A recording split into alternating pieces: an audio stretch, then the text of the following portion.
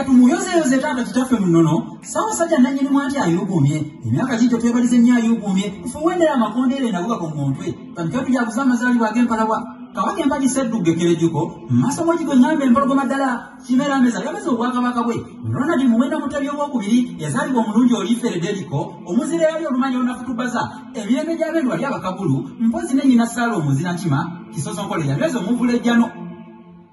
Lwakukola biseeka Abaganda ffenna twetala obulungu obw'ekibungu bwonna keetalo anti obuyoye bw'obungi tebuzibirwa kino kiri mu butonde era ate nga kya musaayi kye kitusikaasikanya ng'ekikanduzo ekisikaasikasikanya ennanda mu ndalo kabaka muzawulo zaawudde ebitalo gyeka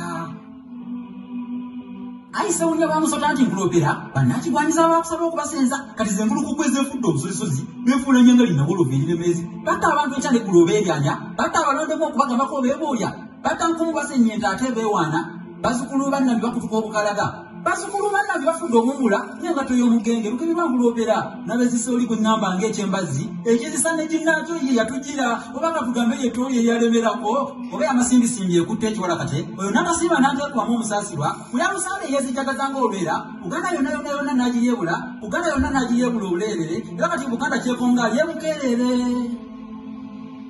Yinyi kuma era kyemba nate ebitutebya yenandiro bye wataata gwa tulamula n'enyabeera k'oyogera nkyanoonyezebwe tulina zinuka z'enjozi ennyo ebigulungu